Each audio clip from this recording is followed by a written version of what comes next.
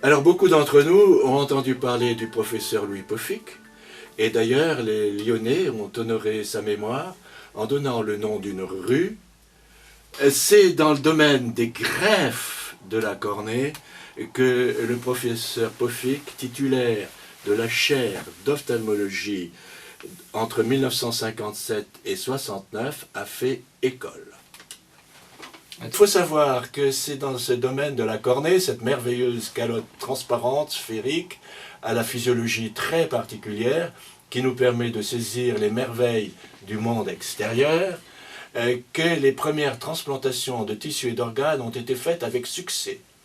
Et cette histoire remonte à 1905, la première greffe de cornée a été faite en 1905 par un ophtalmologiste autrichien. Alors on distingue deux grands groupes de greffes de la cornée. Les greffes perforantes, ou encore appelées greffes pénétrantes, qui consistent à pratiquer une trépanation de 7 ou 8 mm à l'intérieur du globe oculaire, ce qui rend la chirurgie extrêmement délicate, puisque le globe oculaire a été ouvert.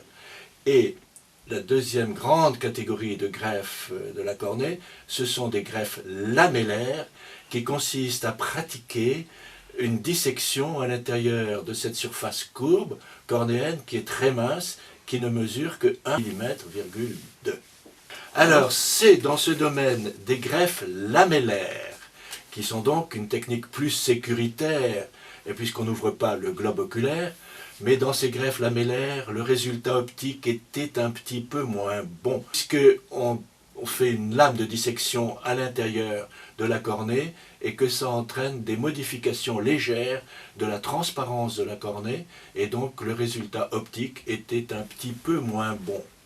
Quoi qu'il en soit, c'est dans ce domaine des greffes lamellaires que le professeur Poffic a précisé les indications, les façons de faire et l'évolution de ces greffes lamellaires. Et il faut savoir que ces greffes lamellaires ont eu une évolution et que la forme la plus élaborée contemporaine de ces dissections lamellaires ont pris des évolutions étonnantes puisque de nos jours on peut prélever une lamelle cornéenne à l'intérieur même de cette cornée, on la tourne, on lui donne, on modifie les courbures, on la remet en place et ceci dans le but de modifier certains défauts d'optique oculaire. Donc c'est l'évolution la plus contemporaine, c'est la chirurgie réfractive qui est la conséquence de ces greffes lamellaires. Je connais des greffes, et ça pose des problèmes très intéressants de recherche fondamentale, qui ont 110 ans d'âge, c'est-à-dire que ce sont des greffes perforantes qui ont été pratiquées il y a 30 ans. Les greffes avaient été données par des donneurs qui avaient 90 ans d'âge. Et donc de nos jours, elles ont 110 ans.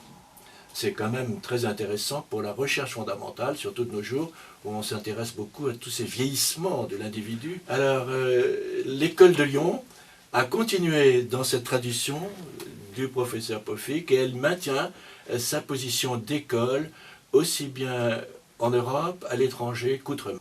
Donc toutes ces greffes ont été initiées donc, grâce à la personnalité du professeur Poffic, Louis Poffic.